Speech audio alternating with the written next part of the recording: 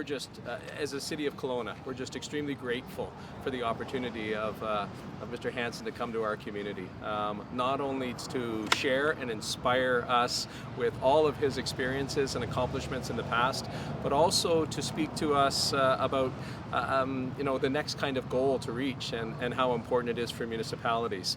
So I'm going to let Mr. Hansen and Mr. Clark speak with respect to that, but there's a lot of positive messaging and a lot of positive conversation that we've had so far today, and I will pass it over if that's okay.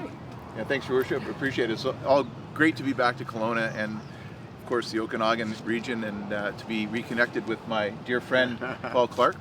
And Paul and I go way back in our Paralympic days. And as a matter of fact, when I was doing my Man in Motion World Tour, I identified that the tour and the dream was more important than the individual. And I asked 4 people to help me conclude the tour if for some reason I wasn't able to complete, and Paul was going to be one of those people. And it's so awesome to see him move forward in his career, and also to pay it forward by being an advocate, champion for accessibility. And coming back to the city, it's great to be able to see how far we've come over those 40 years and celebrate some successes. And I know, Paul, you've got some things to say about how important this moment is here with this amazing work on the park here. Yeah. The parks in Kelowna are absolutely amazing. What Kelowna has done is very, very good for accessibility. And the new Parks and Rec Center that is being created is going to be 100% accessible, and all part of the information that we get through the Accessibility Committee. So these things don't have to be more expensive. They aren't more expensive if they're designed that way from the beginning. And I can live in a small space, I can operate in a small space as long as it's made to be accessible. And maintenance of that accessibility is also very important. So it's just getting the message through, and having accreditation from a certification like the Rick Hansen Gold certification certainly would help us move forward. Well, we're super excited as a foundation because for 40 years we haven't stopped. We've constantly been able to set the bar higher by setting new solutions that become movements. And we tackled the built environment as one of our big priorities, the places and spaces that people live, work, learn, and play.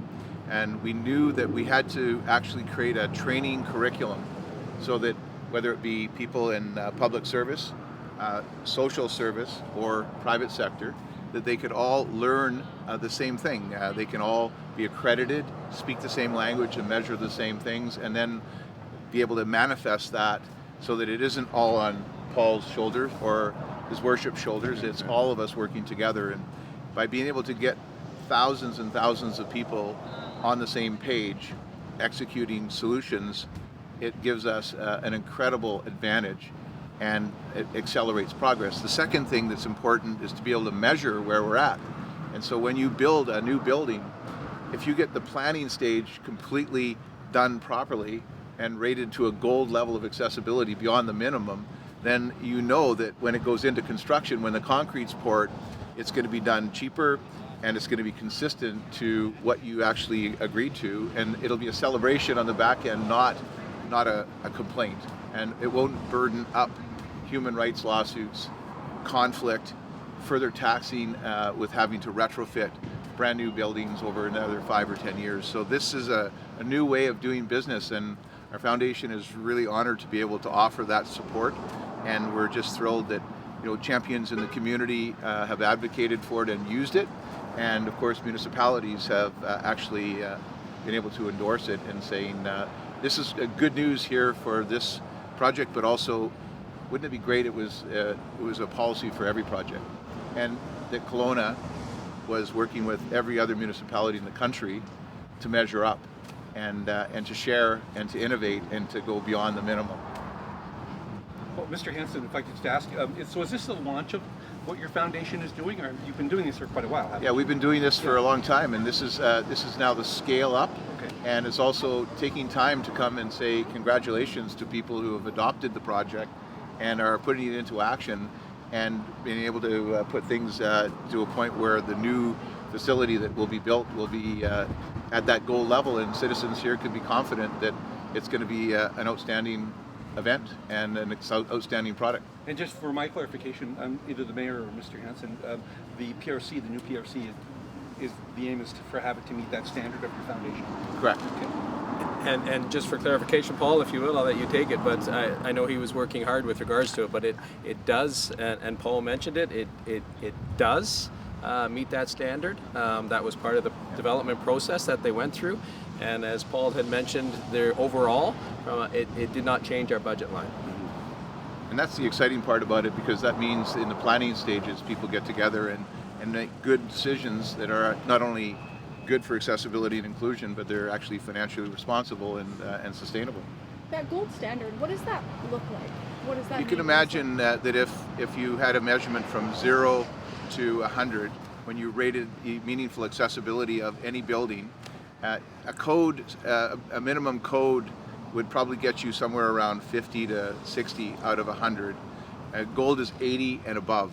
And so what it means is that they're actually looking at all aspects of the building and how it's being used by people with disabilities. So not only can you get in the building and say go to the washroom, but you can actually be a spectator, and you can be an employee, or you can actually be a performer, and you can be someone in the media box, and that means it's being thought of in an inclusive way, so the building is being used by everybody, and it's a different step forward from what it was back in in the early 80s when I was doing my journey, because the priority then was just to get in the door. Now we're talking about getting in and actually being able to contribute and fully participate, and this is a very exciting next level threshold.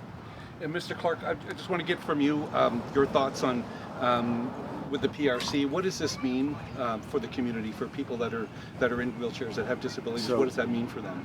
Yeah, great question. When Rick and I were disabled in 1973, same year, there was very minimal adaptations, and I don't see a lot of change yet, but those changes are coming. So I don't want 50 years to go by again without this gold standard being adopted and creating more accessible housing and more accessible locations. And how encouraging is it to see this?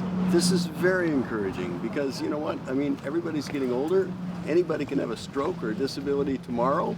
And so those facilities are made to be used by everybody. It doesn't matter if you're disabled now, you might be, or later. Those facilities will be made proper for you. And the nice thing about the solutions is they're not just for people in wheelchairs. There's visible and not so visible disabilities, and it's meant for people with visual, hearing, mobility, and neurodiversity. So it's really taking into consideration the breadth of the community, and then forging solutions that work for everyone. I have a question for the mayor. So this focusing on the Parkinson New Rec Center, can you talk about other projects that might be ongoing or in discussion to make accessibility better at other venues around Kelowna? Well, we were having this discussion just up in my office, and I was also asking a similar type of question. Where is this at in its placement with regards to future developments, and understanding what the province brought in the last few years, and now what as a municipality we have adopted, and the report was taken to council, knowing that it became part of Parkinson Recreation Center, that we were able to look at building it into that design, and that there was no cost increase. I know when we advance the other parts of our Building Stronger Kelowna, getting into the Mission, getting into Rutland, getting into Glenmore, and then also Lions Park and those areas, this will also be a consideration in all those future developments, and what they look like moving forward, so they are accessible for all members of our community. And Mr. Hansen was speaking about, which I thought was a very interesting comment when we were upstairs, about the advancement of individuals needing this form of housing, and I believe you're saying it's about 30% or something. Maybe just sharing, if you can, that element of it. Yeah, if you think about the population in Canada, there's 8 million Canadians living with a disability today, and with aging boomers, that's growing exponentially. And so when we think about one of the greatest needs in our society right now is in a massive need for housing, and yet affordable housing without accessibility is inconceivable. It doesn't make any sense. And for us not to be able to build a whole range of housing solutions that are either accessible now or easily adaptable, then what we're doing is we're building in barriers unconsciously and taxing Canadians billions of dollars in the future and tying up time and having to fix it when it should be fixed now in the planning phase by using an accredited standard that actually works for everybody. I wonder, Mr. Hansen, Mr. Clark, if I could get you to both answer this question, and that is, what's your vision? You talk about more accessibility for city facilities, municipal facilities, housing. What is the vision for each of you in that regard? I'll let Paul answer that first for the Kelowna perspective. Sure. It would be nice if more accessible locations were available for rent or for living. And if these places are made to be accessible in an entire tower like the one you see behind me here, then we could rent any one of them. And rather than providing one or two units that are accessible, why not have the entire building that is able to be made accessible for the person that moves into that unit? I mean, that makes total sense, and same with the whole community. So why should I, as a disabled person, be slotted into only 12 spots at Prospera Place for seating as a wheelchair when there's 6,000 other spots? From my perspective, it's absolutely critical that Canada starts to measure up. We have to be able to use the same language, measure the same products, and report back to Canadians that we're far beyond the minimum when we actually value disability. But we also need to train thousands and thousands of people to use the same product and have the toolkit to do it, and then certify so that we can incent the heck out of people who are going beyond the minimum and share the stories of innovation and community collaboration, and turn the tap off on all new buildings so that all new buildings are built accessible for all. Mr. Hansen, we know you've been around the world. How would you rate Kelowna in terms of accessibility? See, that's a fabulous question. And one day, when His Worship and the community actually uses our tool to measure the city and rate it from a scorecard of 0 to 100, he'll be able to come back to me and to say proudly that we are 75 out of 100. We're in the top 10 percentile of communities across the country, but we're not stopping here because we're always driving towards 100. And that's the kind of reality we want to be able to do is if you can't measure it, why then even start to even address, because the answers are not credible, right? So all I can say is right now is Kelowna is one of the fastest growing communities in Canada. It's making tremendous progress from where I come from 20, 30, and even 40 years ago, celebrating the success, but my challenge is let's get there faster. Let's not stop now. And Mr. Hansen, are you taking this vision and your message to other municipalities?